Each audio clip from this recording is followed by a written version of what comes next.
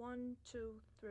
If you close the door, the night could last forever. Leave the sun shine out and say hello to never. All the people are dancing and they're having such fun. I wish it could happen to me. But if you close the door, I'd never have to see the day again. If you close the door, the night could last forever. Leave the wine glass out and drink a toast to never. Oh, someday I know someone will look into my eyes and say, hello, you're my very special one.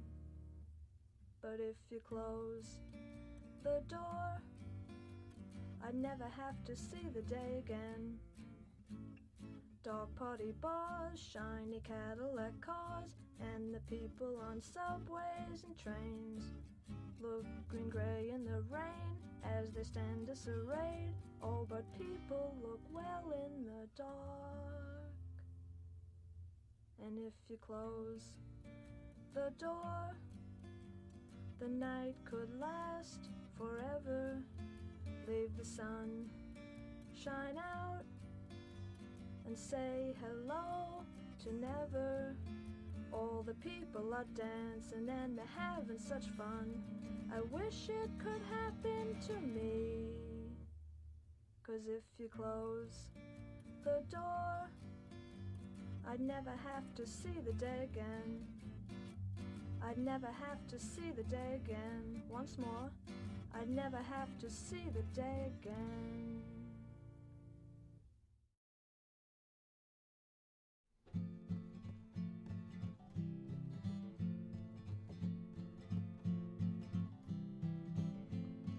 I took the Polaroid down in my room. I'm pretty sure you have a new girlfriend. It's not as if I don't like you. It just makes me sad whenever I see it.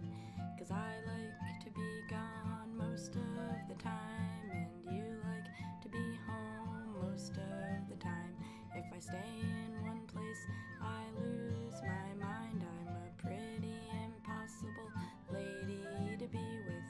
Joey never met a bike that he didn't want to ride, and I never met a Toby that I didn't like. Scotty liked all of the books that I recommended.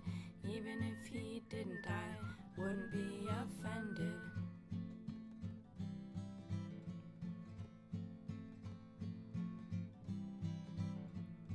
I had a dream that I had to drive to Madison to deliver a painting.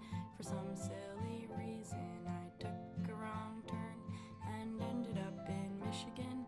Paul Barabo took me to the giant tire swing, gave me a push, and he started singing. I sang along while I was swinging. The sound of our voices made us forget everything that had ever hurt our feelings. Joey never met a bike that he didn't want to ride, and I never met a Toby that I didn't like. Scotty liked all of the books that I recommended.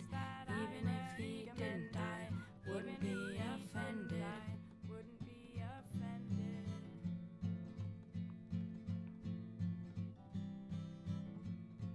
Now I'm home for less than 24 hours.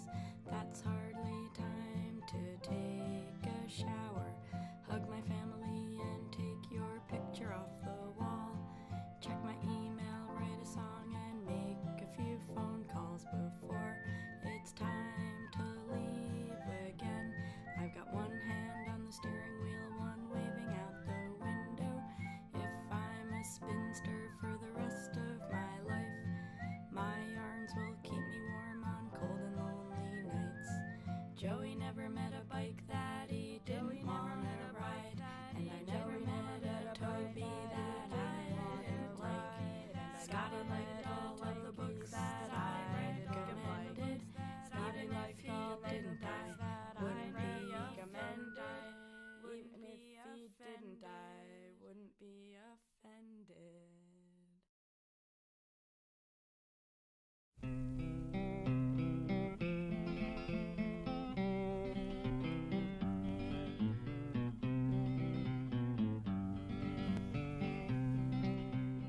sung this song, but I'll sing it again, of the place that I lived on the wild windy plains in the month called April, county called Gray, and here's what all of the people there say. So long, it's been good to know you. So long, it's been good to know you. So long, it's been good to know you. This dusty old dust is a-getting my home, and I've got to be drifting along. A dust storm hit, and it hit like thunder. It dusted us over and it covered us under, blocked out the traffic and blocked out the sun. Straight for home all the people did run, singing so long, it's been good to know ye. So long, it's been good to know ye. So long, it's been good to know ye. This dusty old dust is getting my home. I've got to be drifting along. We talked of the end of the world, and then we'd sing a song and then sing it again. We'd sit for an hour and not say a word, and then these words would be heard. So long, it's been good to know ye. So long, it's been good to know ye. So long, it's been good to know ye. This dusty old dust is a-getting my home, and I've got to be drifting along. Sweethearts sat in the dark and sparked. They hugged and kissed in that dusty old dark. They sighed and cried, hugged and kissed. Instead of marriage they talked like this. Honey, so long, been good to know ye. So long, it's been good to know ye. So long, it's been good to know ye. This dusty old dust is a-getting our home, and I've got to be drifting along.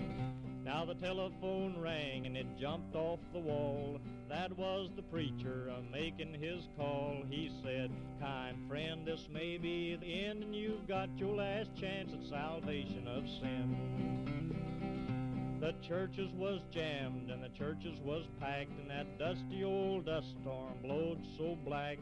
Preacher could not read a word of his text, and he folded his specs and he took up collection, said so long, been good to know ye.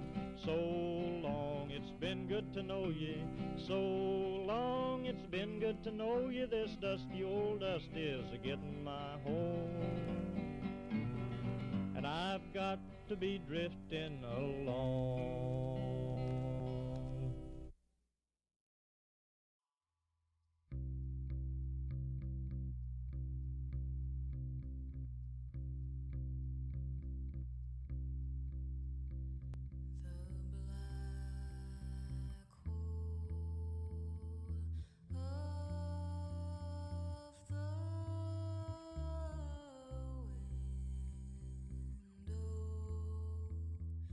Where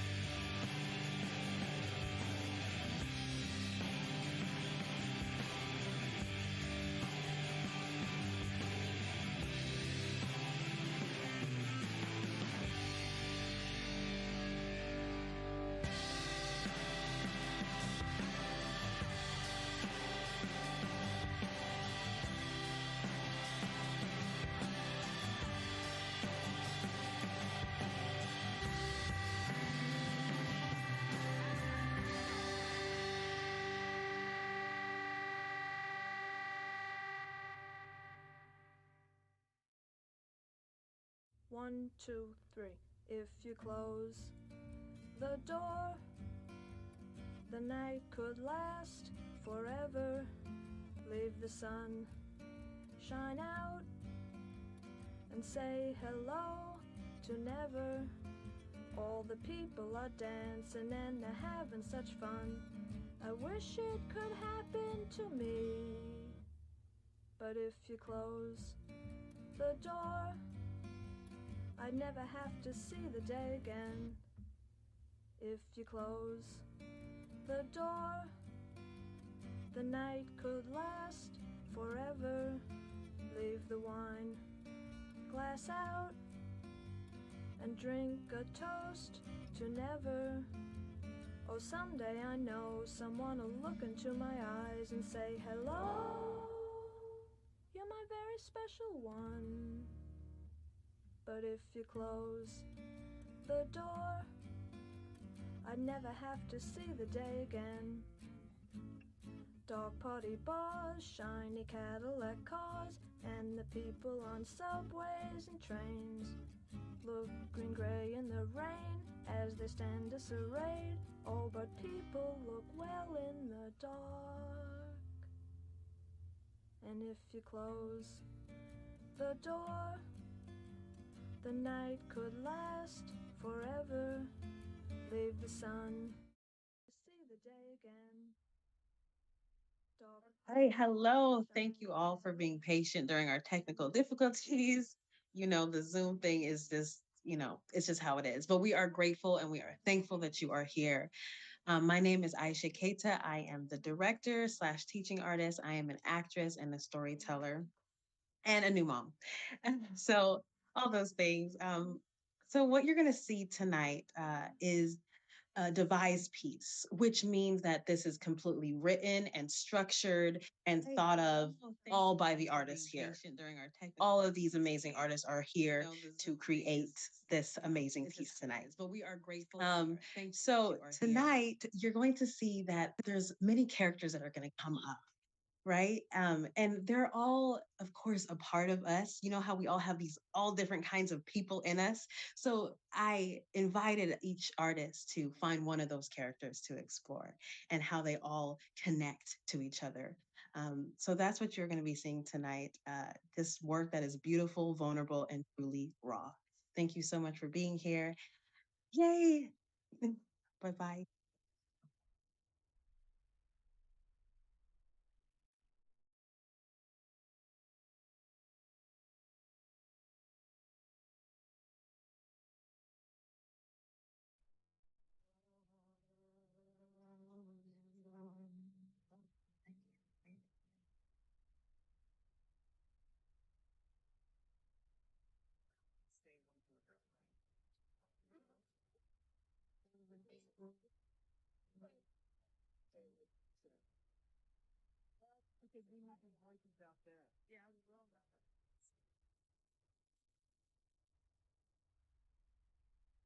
I remember the game like it was yesterday. Top day, both teams were sweating before the game even started. Parrots up to bat first. The pitcher, named David, was a port sider. Emily popped to the second baseman. Joshua lined to shortstop. Scott fouled toward third and struck out. David walked Melanie. Idiot. He always insisted on playing pitcher, but everyone knew that Jacob was better at it. No one ever dared argue, though, because the last time they tried, Jacob got a bruise in his face that lasted for weeks. Steven singled. Steven always hit to the same spot between first and second, but somehow the baseman never got it. Ethan grounded out, shortstop to first. Beginning of a great game. Good zero, landed.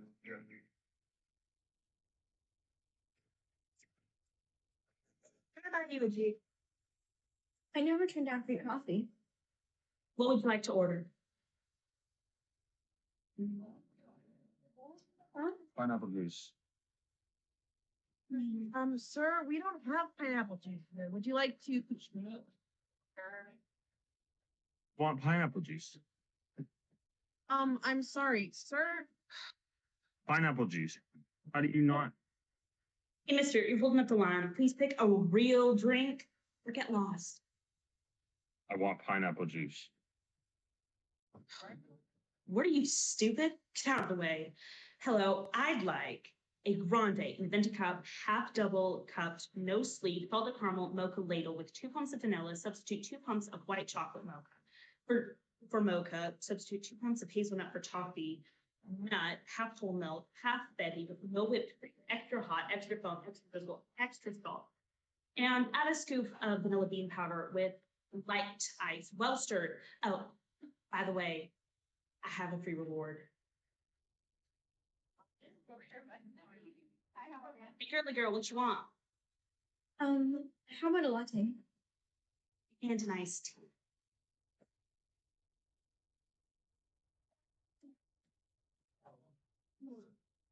When I was 12 years old, I went to the music store with my dad for what I would later find out was the last time. I went with him a lot throughout my childhood.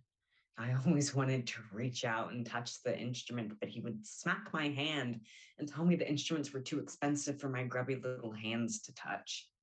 I desperately wanted to feel the cool metal and plastic against my palms. I wanted to play the music my dad listened to so that maybe for once in my life he would be proud of me. When I went with him that last time, he was so different. He was happy and excited to be there with me. Usually he found me annoying like some little fruit fly buzzing in his face. He was also nervous this last time. I had never seen him nervous before. This fact made me believe that this was planned in advance as some sort of pre-apology for when he would leave a week later. He told me I could pick out anything that as long as it was under $200. He wrung his hands as I walked around and touched all of the instruments. I wanted something that I could easily pick up and play so I wouldn't disappoint him. I figured a guitar would be too tricky, so I started to look at the basses. The rough and sharp ridges of the metallic strings felt right against my fingertips. I ended up picking a cream and white bass that had a plain black strap. Nothing drew me to it in particular, but it was $150. We made the purchase and we walked out. My face was beaming with joy because this was the first and last time that I ever felt connected to my father.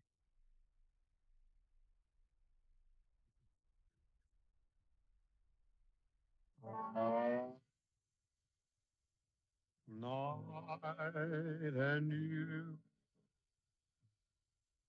and blue Hawaii. The night is heavenly, and you have me.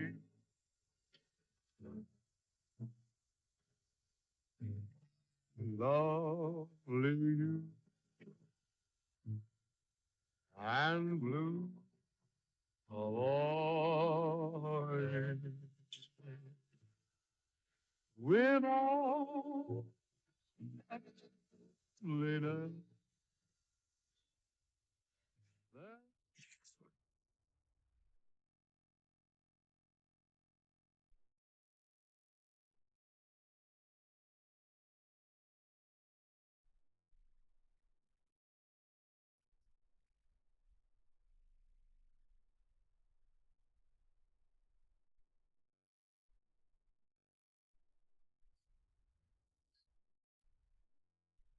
Should have said was fuck you, or the third grade equivalent, or just no. I should have spoken up. I should have said anything. For a while, I thought I should have been funny, maybe performed, but you know, I don't really do well with all the eyes on me. Like the performance gene missed me, and at that moment, everyone knew it. Like shit. This is what happens when you give a side character lines. In small towns, everybody is just cripplingly bored. So my dad chose it here. I think. And in that moment, shoved in front of my entire third grade class when my teacher was away, I was the entertainment. And I was doing a bad job. Everybody waited for me to do something, some remnant of the family talent, and I just stood there, frozen.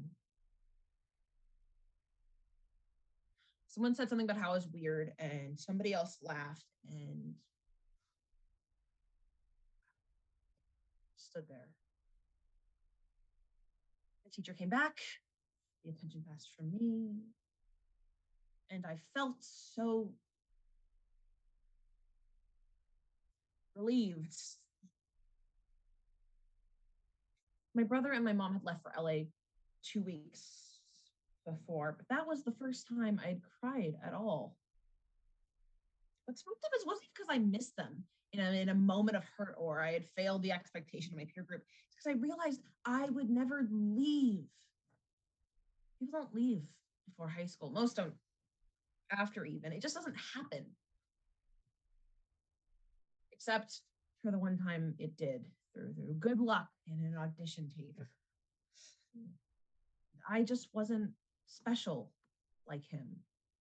100 years of performers and I was a dud.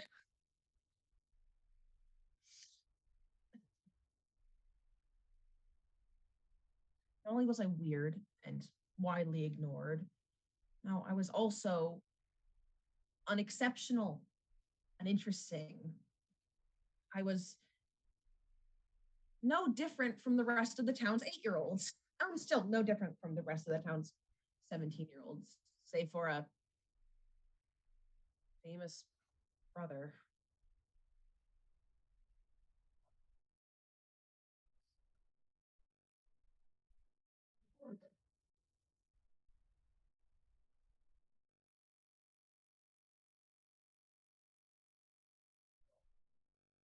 Morning.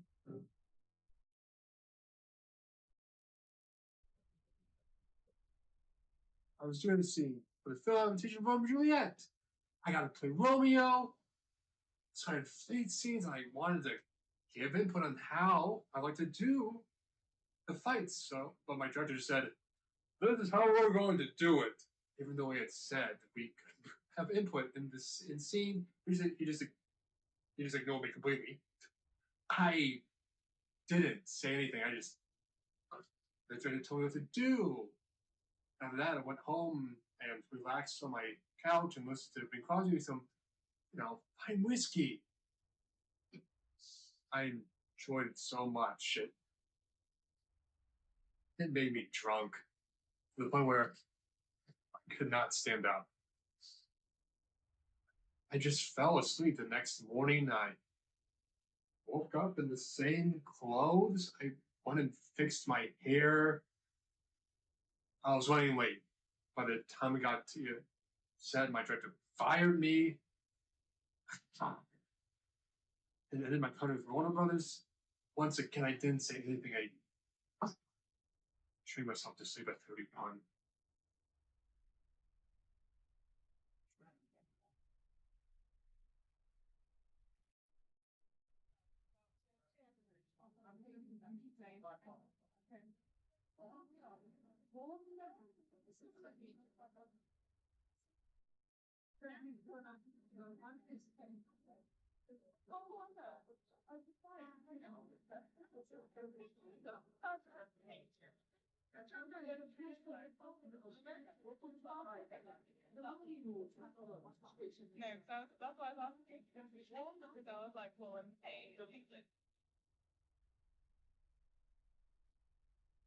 It's up to that, which is good because I was the best hitter of the bunch.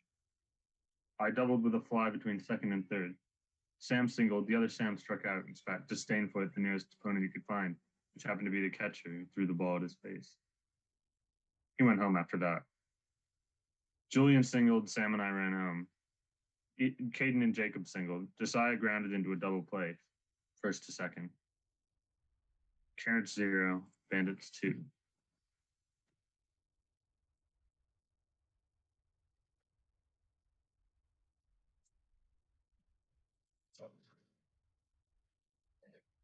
Hello.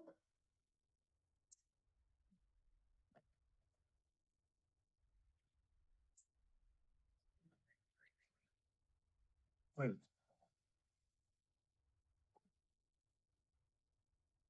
Why do you always wave to me? Why are you always sitting on the porch drinking your pineapple juice? Shouldn't wave to strangers. They could be serial killers or pedophiles. Bert, what's your name? John Eastman. John, are you a serial killer Okay. or pedophile? No. So you're not a serial killer or pedophile, and then John Stranger. Probably.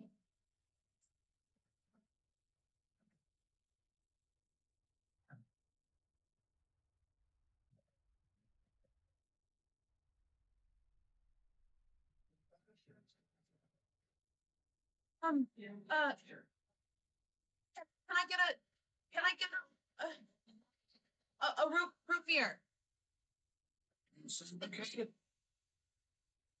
I'm 17.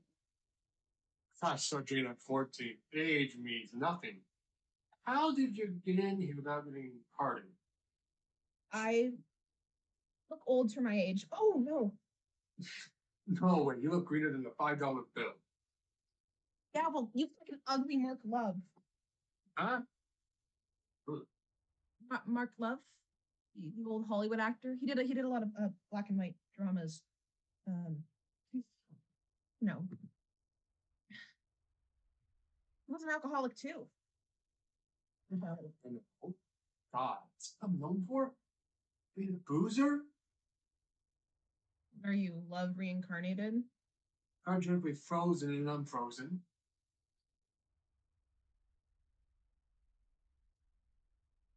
Yeah, dude, sure. Actors are weird enough. My brother's almost nuts enough to freeze himself. Who's your brother? James Love. We're his great something grandkids. By the way, you don't have to make up a backstory to be an impersonator. It's already like uncanny. Do you think I'm some sort of actor for a show? Guys, wandering around the boardwalk dressed as like Mickey Mouse and shit. No, I've not seen them whatsoever. Yeah, well, you could play him if you wanted any extra cash. I already told you, I am him and I have plenty of cash. This isn't even the weirdest thing to happen today. You know, I actually do have some words to say to Love. Pretty shitty ancestor.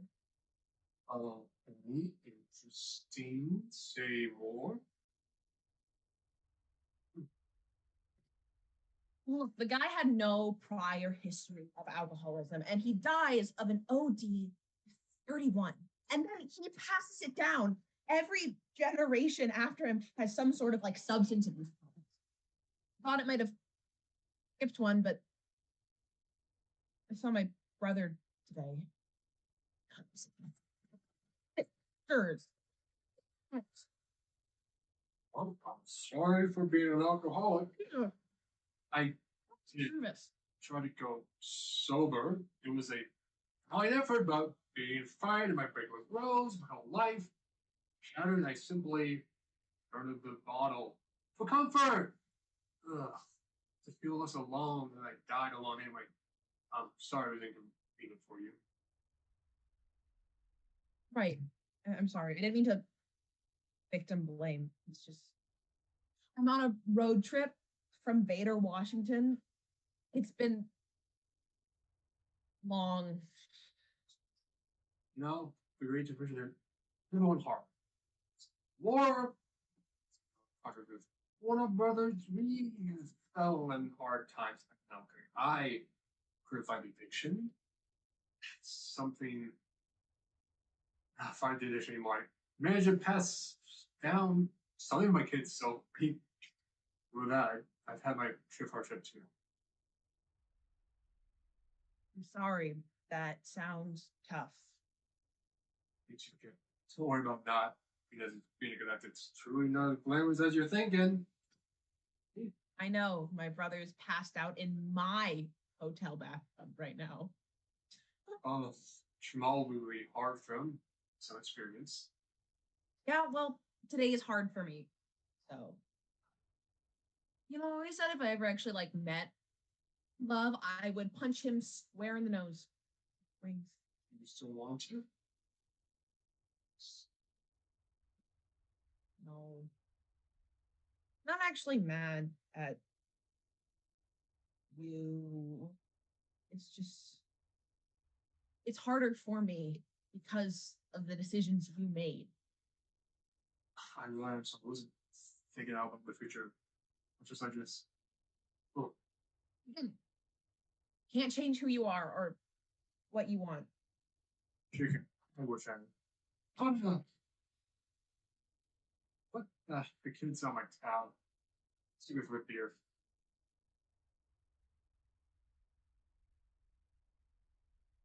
Weird. See right there.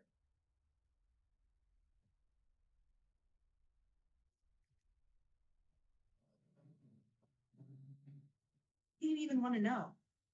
I don't even know you. You're some random gal I met on the bus. Why should I tell you anything at all?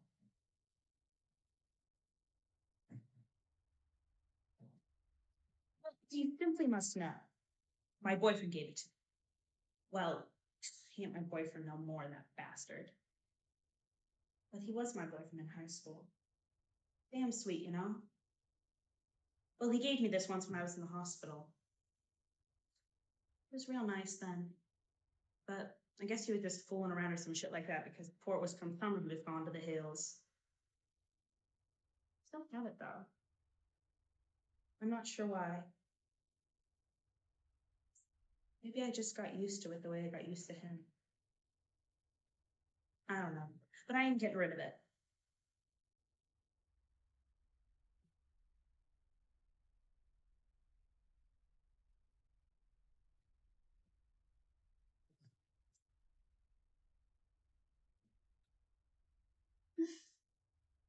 Beautiful, isn't it? What? Oh, like the space, like the desert, with the clouds. You clearly haven't spent a lot of time in the desert. Well, I haven't. But what's so bad about the desert? Hot. Desolate. Completely inescapable. Well, not inescapable. I mean, you can always get on a bus. I guess. So you don't like the desert. What are you into? Fiction. Fantasy mostly. Like dystopias. Why? Real life sucks. And I don't know. Fiction doesn't, or if it does, it's for like a reason, you know. By the way, I love that book. Oh, yeah? Well, I'm only like 50 pages in, but I'm really enjoying it so far. What's your favorite part? I don't want to spoil it. Come on, you won't spoil it. The snails. See, I did not get that at all. No spoilers.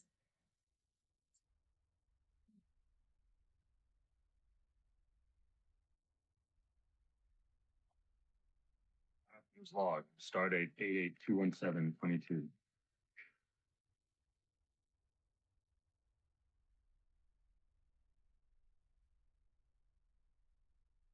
Emily tripled with a ball that stuck in the thorny shrubs that filled the field behind first base. Kevin protested, but we all decided it was fair play. Joshua fouled twice toward first and struck out. Scott and Melanie each singled with a grounder. Steven doubled and Emily and Scott ran home. Ethan hit a ball between first and second, and it resulted in a double play. Second to first to third. The two kids peeking over the fence started to cheer.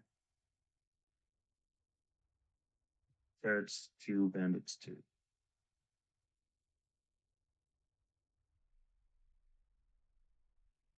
Oh, you're not available now. Please leave your name and phone number after the beep. Hi, it's Mimi again. I know you're busy and that's why you never call back. I just needed to hear your voice right now. I love you and I miss you so much.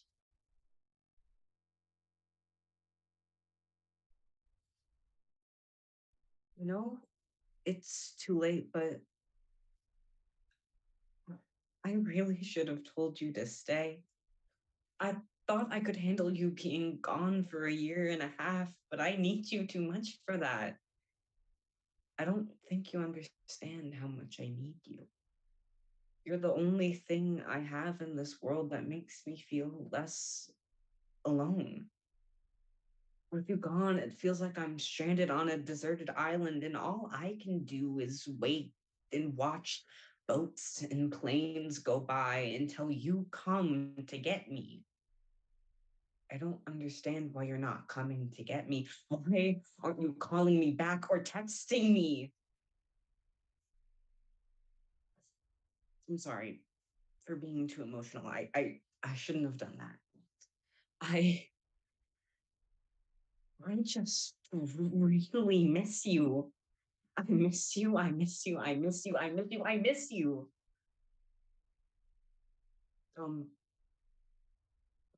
Please give me a call back.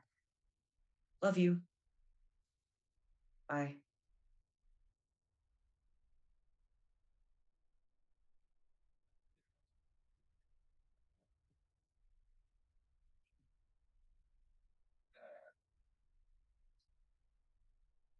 The only consistency I've ever known is the light brown floor beneath me. When they leave, it stays. It does not fall out from under me. Because when a household crumbles, where do you land? Those same floorboards. I appreciate their dedication to holding me up. No one else seems to do that. Perhaps the world would be better if people were like floors. Strong, sturdy, doesn't leave you when you're fucking 12 years old or even 19. Floors don't leave you without a father to raise you and show you the love and compassion that turns you into a normal, functioning member of society. Floors don't leave you without your boyfriend of 5 long years that were supposedly filled with faithfulness and affection. Floors don't call your mother a whore and take all the money, leaving you with nothing but bad memories. Floors don't take a pretty blonde girl home for a one-night stand that turns into a 6-month relationship. Floors don't skip town. Floors don't ignore your calls. Floors stay underneath you, no matter what.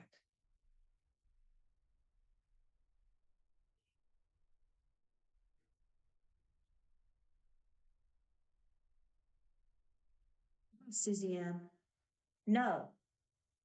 I told you where to find my paperwork. It was right on my desk. It's very, very simple.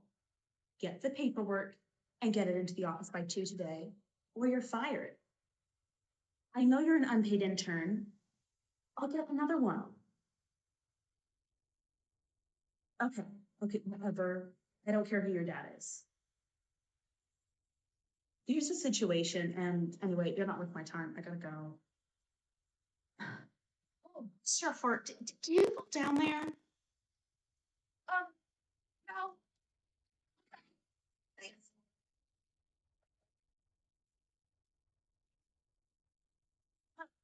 What in the dear Lord's name are you doing down there? I'm just collecting things.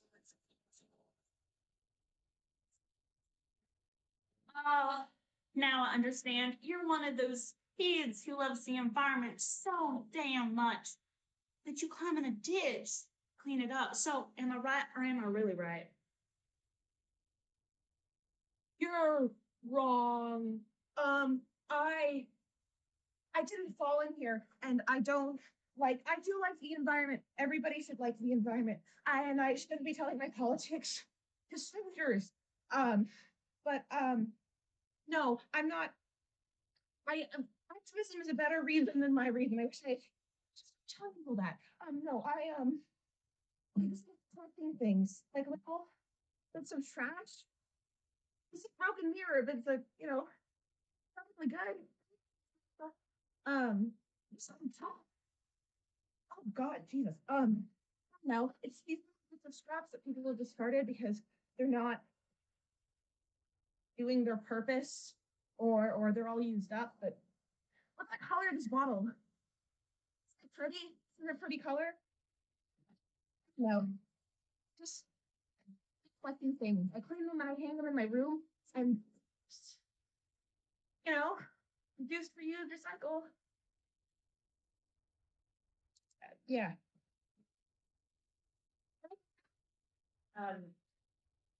So you collect garbage in a ditch for fun?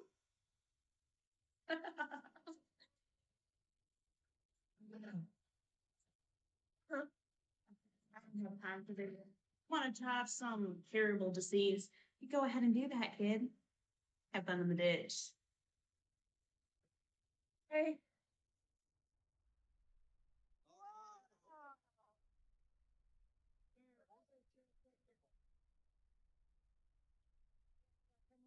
They're all at now.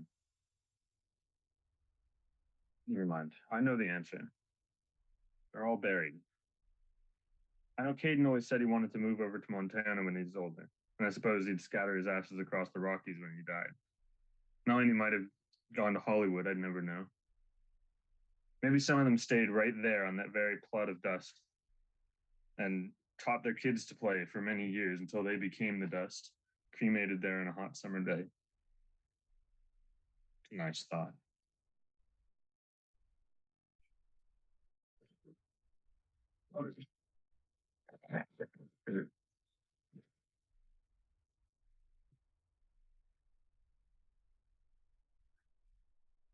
Rude struck out. I singled with the grounder that got past the shortstop. I slid into first and scraped my knee, and it stung for the rest of the game. David's mother came and told them it was time for dinner.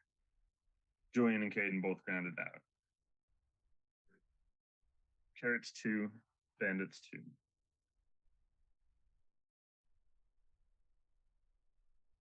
He's not framed for a non-pedophile?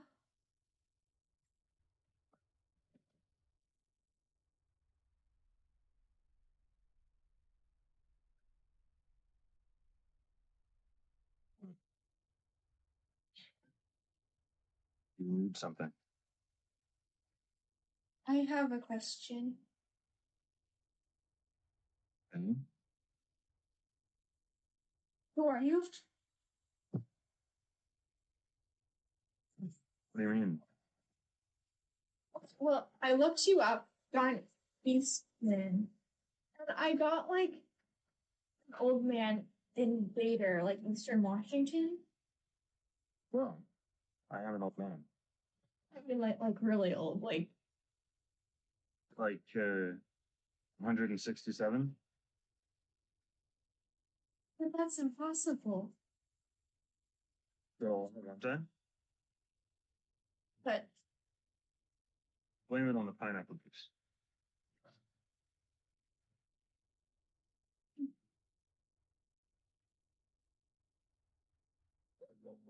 You like singing?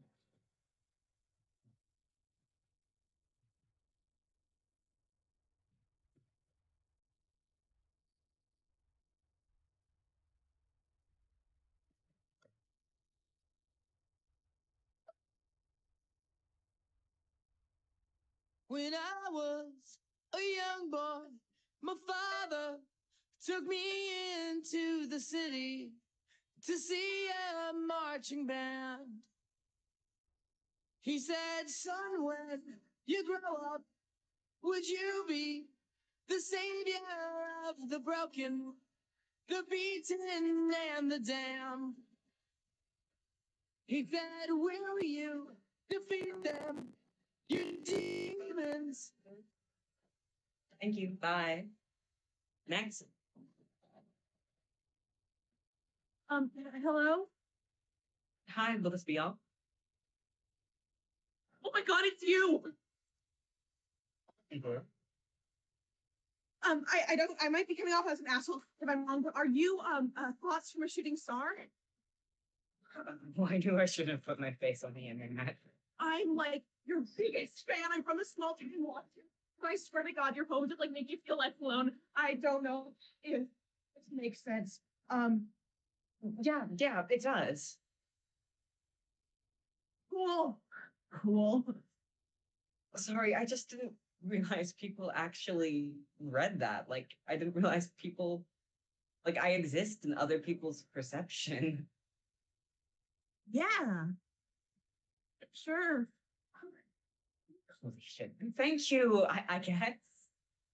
Yeah. Thank you. Sure thing.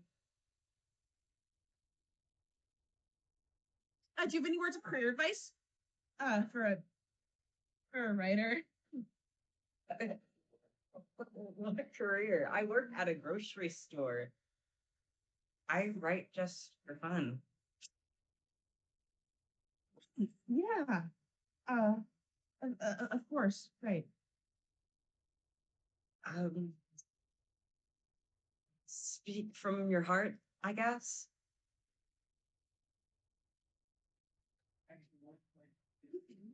Yeah.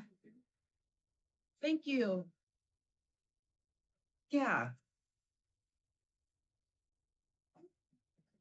The Skittles will be $5. Keep the change.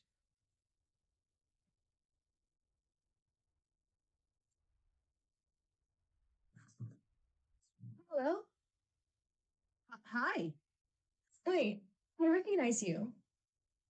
You're the person on the bus. Yeah. How'd you like the book? Oh, it was okay. The ending really made me sad. I totally didn't expect that betrayal in the snail scene. Why was it your favorite?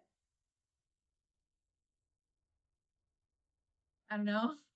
Just felt like realistic, you know, when all of June's worst fears were confirmed, and everybody that she loved and idolized turned out and like betrayed her, you know. It just felt real to me. I thought it was out of character. I mean, like, she loved her, right? So why would he betray her for the Federation? It doesn't even make any sense. He didn't love her, or he wouldn't have betrayed her. He would have really loved her. He did not even love or affection can prevent selfishness. I don't think that's true. And even if he loved her, he still might have betrayed her. I don't know. I just thought he was a good person. Why? I guess I assume everyone's a good person. Why? Everyone's proven me wrong. I just don't think that's realistic. Not everybody is a good guy. Most people aren't. They're naturally selfish. They're natural liars. They put their own interest before others. Just like Nico and June.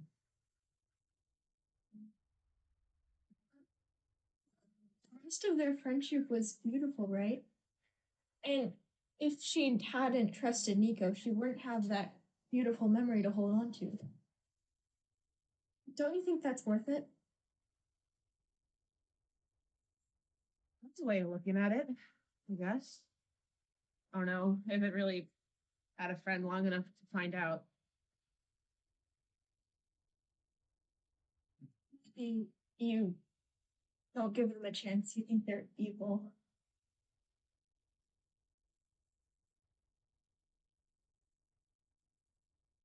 Can I tell you a story? Sure. I was on a backpacking trip.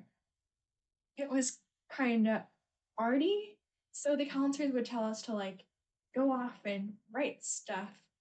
I mean, I'm not like a writer or anything. My tree poems are not the point. Anyway, I love the trees though. And Isabel would always know how to find the perfect ones. We'd climb them and write. Or she would write like a creative genius, and I would just stare off in the other direction and like exist. I was kind of afraid that she would chase me off, to be honest. Like she was my age and nice, but like kind of unapproachable. I don't know. She just seemed mature and anyway, she didn't chase me off. And I returned the favor by hardly saying 2 words to her the entire time. At the end of the trip, she gave me this. Friendship bracelet. Yeah. I regret not saying more to her, you know? Like, she was just gone, and I never saw her again. I mean, it's not like some sort of sad love story, but I would have loved to make her, like, a friendship bracelet.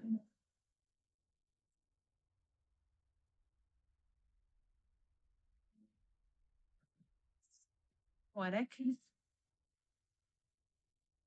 I would never have gotten to be friends with her if I knew she was a bad person, or thought so. She's never been a bad person. You barely spoke 2 words to her. Even if she was, it still would have been worth it. I won't pull a snail scene on you. Well, I don't think you're a bad person. I'd prefer it though if you didn't ruin my memory of you in our friendship by insulting us all. Friends? Yeah. Yeah. As a matter of fact, I may do this so I don't forget to give it to another friend. Shoot, that's my bus. I gotta go. Bye. And nice to meet you.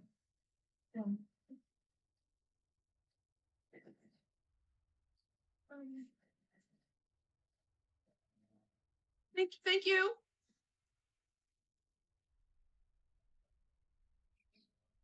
I have almost forgot the taste of fears.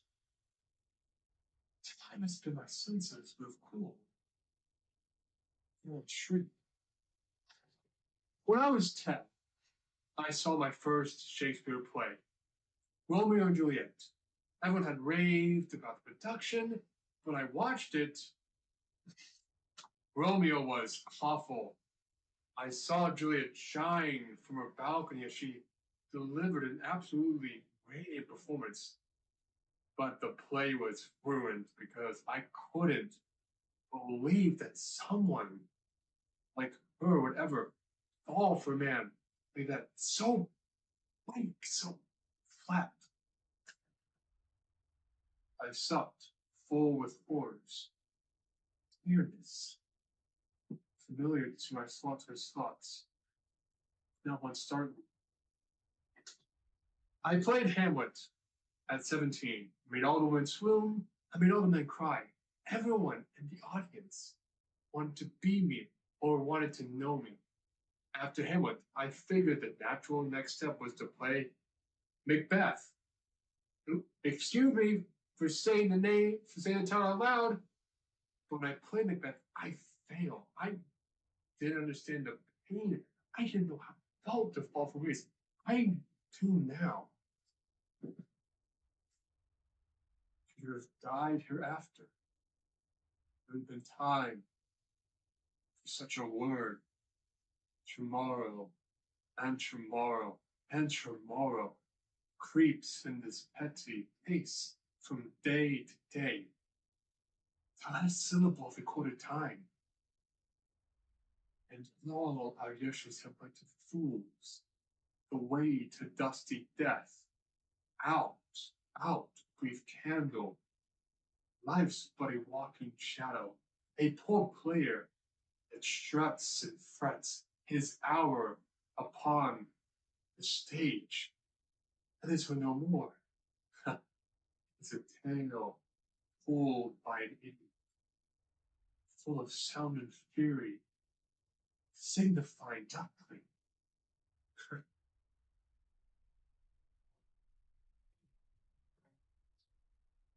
Hunter delivered his best fastball, and perhaps because the light gave the evening a dreamlike look, time seemed to slow.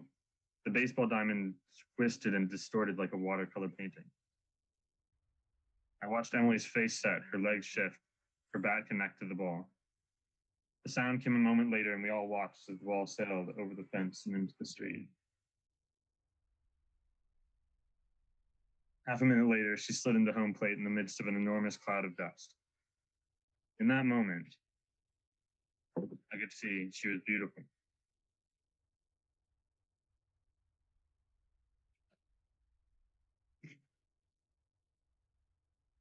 Joshua struck out, Scott Line turned third, and Melanie homered, and Steven struck out.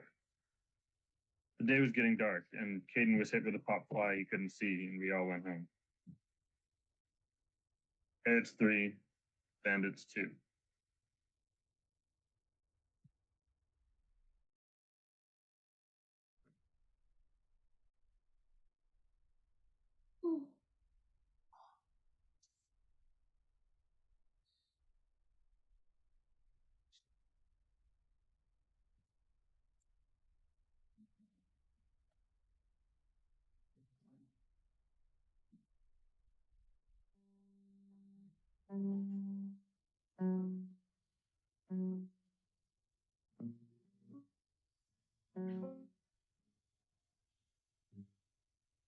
Kiss me once, then kiss me twice, then kiss me once again. It's been a long, long time. Haven't felt like this, my dear, since I can't remember when. It's been a long, long time. You'll never know how many dreams I dreamed about you, or just how empty they all seem. So kiss me once, then kiss me twice, then kiss me once again. It's been a long.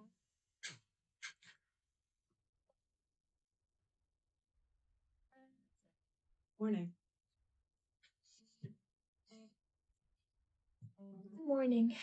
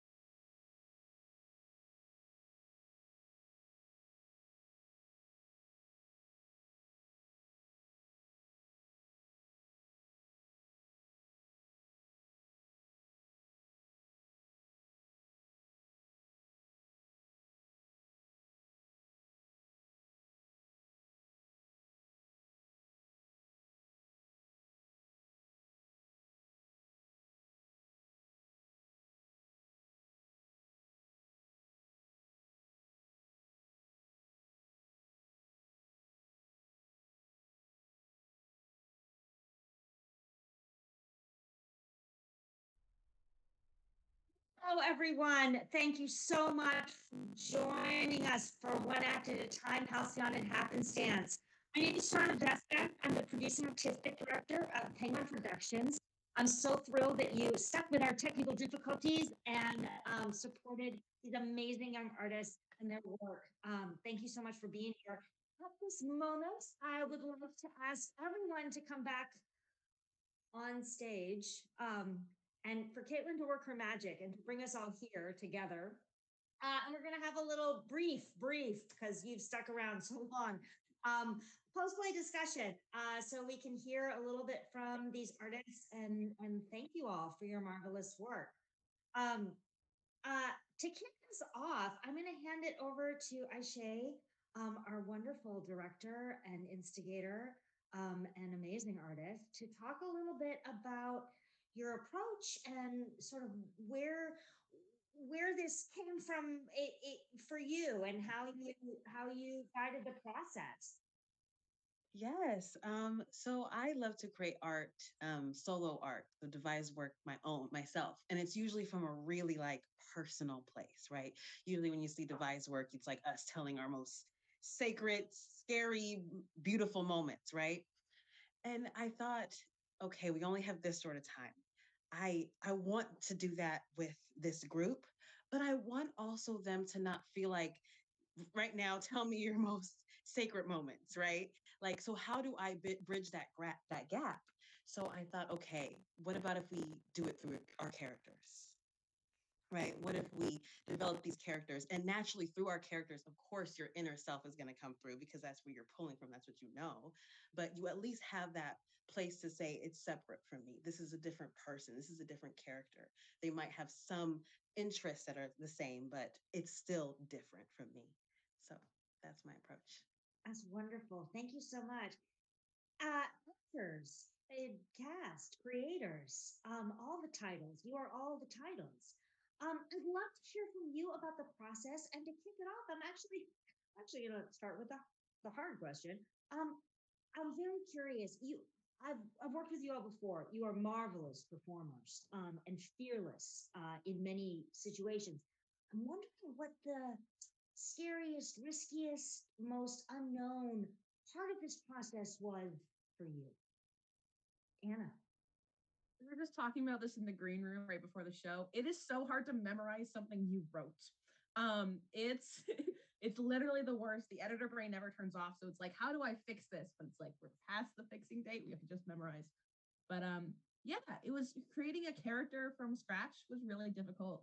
And then trying to somehow find connections. My character, the first draft was like they had never left their hometown. And it was really hard to find connections with everyone.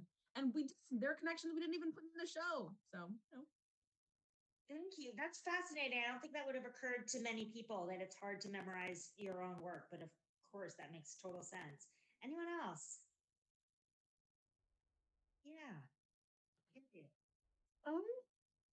I was really freaked out when Aisha said that we're gonna be playing the character that we wrote and developed. I'm like, oh my gosh. Yeah, that was pretty much it. How was it? I mean, you did it. I did it. I mean, it was so hard, but I did it. You did. Congratulations and thank you. I built off of that. My thing with I didn't realize until it was a little too late that we would be playing these characters. Because I think when Aisha like first proposed, like, let's create a character, I wouldn't have created Mimi if I knew I was going to be playing her. I might have pulled like from the same aspects of myself. But it's one of those things. It's like I didn't create Mimi based on myself. Sure, I put aspects of myself in, but I based her off a song and a TV character that I like. And that was like occupying my brain at the moment. It wasn't even like these are characters that are very deep and meaningful to me all the time. I guess the song sort of is, but like this was just what was in my brain at the moment. And I just sort of like, here it is. Wonderful. I mean, for me, I was already creating like 3 characters for us.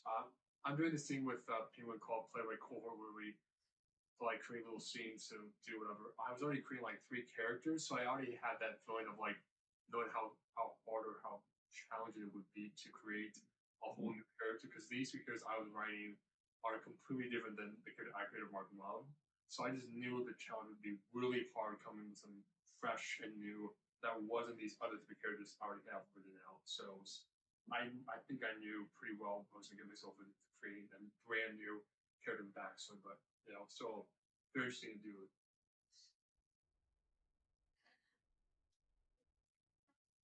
As seasoned performers, what are some of the most surprising discoveries for yourself in this process? Things that confounded your expectations or that you never thought to expect when working in this manner and devising and co-creating work. Anna. I hope you guys couldn't tell, but Ella and me, that the scene in the ditch was like 90% improv. The little monologues at the beginning and the little monologue at the end were all improv, and everything else was like kind of based off a script, but I don't even know if we even followed it. I've like never thanks, Anna. I've like basically never done improv before. Or like I've never done improv in this kind of setting. Like I've never done improv within a show. And that was so scary, especially because like I wrote the character, so anything is in character, and it was really broad parameters. But this was the first take we did without either of us breaking. So good for you, Sam. Ella, any other thoughts on? Yeah, Ella. Yeah, I agree. It's hard to like improvise at the beginning. I mean, like I kind of understand my character, but like just randomly yelling at someone on the other end of the phone, I always feel like a bad person. But it's a lot of fun.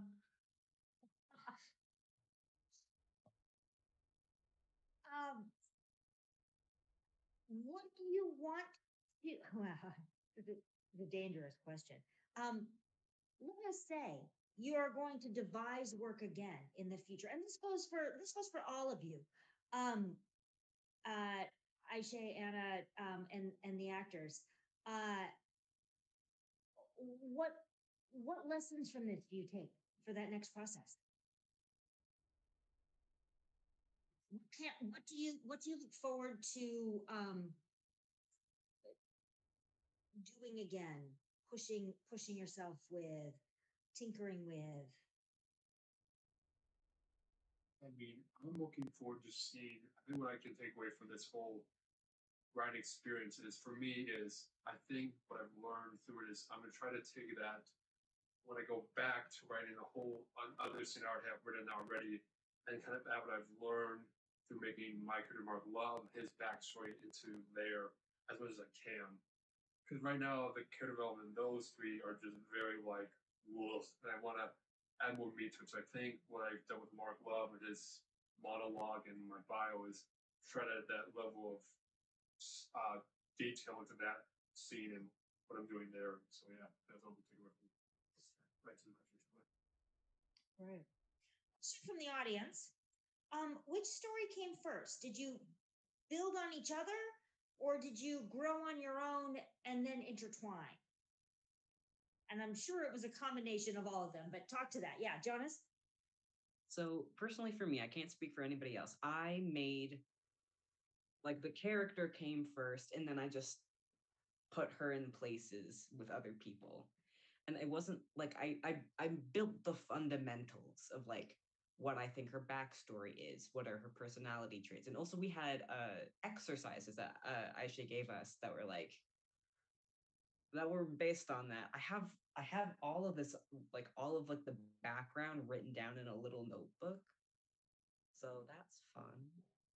Lovely. Anna? Well, we like created like the bare bones of our character, and then we found the connections.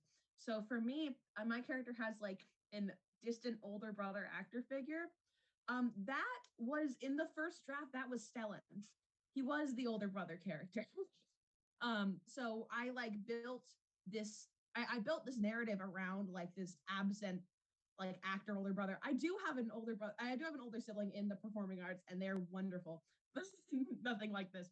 But and so I like built this like backstory on this character, and then characters changed, and we ended up with this narrative about like the ancestors and being cryogenically frozen and unfrozen.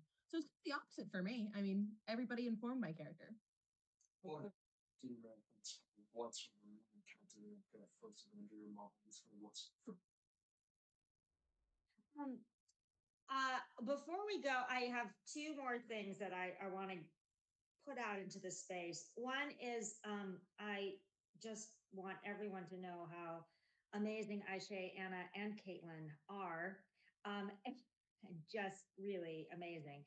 But I also would love to, for those who are still watching, who stuck with us for the half hour of technical difficulties, can you give them a behind the scenes as to what was going on?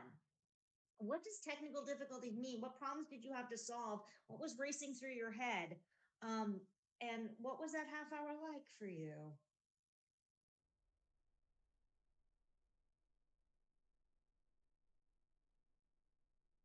Yeah, Caitlin can't actually speak because Caitlin's audio is muted to all of you. So Caitlin can speak to us.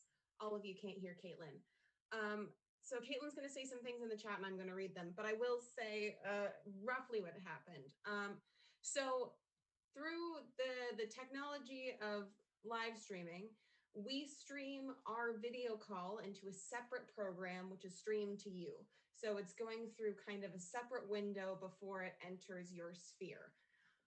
So usually what happens is all of our videos are programmed into all of these things in addition to all of these sound cues. However, when the sound cues are going through that separate window, us here at the main entrance, so to speak, cannot hear the audio that's playing from the window. We are stuck in the main entrance.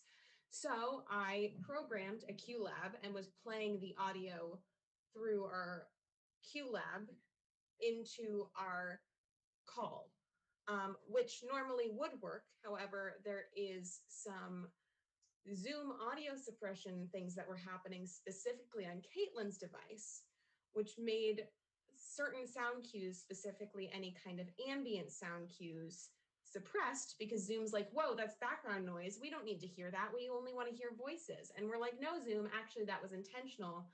Thank you. So we were trying to figure out why specifically Caitlin's system was doing that and how we could get it through. Unfortunately, we weren't necessarily able to solve that issue. So a lot of the ambient cues were lost, but we got to hear them. They were amazing. Anna, thank you, and Caitlin, thank you for sharing that. I think our audience, even if they didn't understand any of it, like half of it, I don't really understand. But it's impactful for us to hear like what goes on behind the scenes to make it all happen. And there's a lot of like audio is a big thing. And then there was this whole thing where our voices were getting reflected back to us, which it's basically like being in an echo tunnel. And for all of us, like being in an echo tunnel for a second is really fun. You get to hear your voice. You're like, wow, how cool. But when you're acting and you hear your voice at a delay and you're hearing everything you're saying, it is the most disorienting thing. So we want to shut that down before we have to perform. So there was just a million things that were happening. Some of them got sorted, some of them didn't. That is the joy of Zoom theater. And it is also why we are leaving it behind. That's right. And finally, the other thing that we are leaving behind for 3 of us in our midst is high school. And I want to take this moment to honor Jonas, Stellan, and Sam. I don't think there's any more seniors in this bunch. Gosh, if ever I wish there was a moment we were in person. This is really hard not to be in the same space with you guys. It's been quite a journey, and I've been so privileged to watch your growth and development as human beings over these years as you come in and out of my world and have lived your lives and then come back to theater and left theater and come back to it and left it. And well, in some of your cases, Stellan has never left. Sean, you know this. I am never leaving. Never leaving. I'm back. But it is the end of an epic, and I'm so grateful that you shared that you did this show with us as seniors and that you shared your voices with us. So just huge round of virtual applause and virtual hugs to you all, and congratulations on graduation. So yay. Thank you all. One act at a time. The title is really where the heart is, like one step at a time, one act at a time. Just keep putting it out in the world and taking more and more steps towards wherever it is that our journey takes us. Thank you all so much for being here, and we'll see you hopefully this summer outside at Green Lake for our production of The Tempest. Take care. Good night.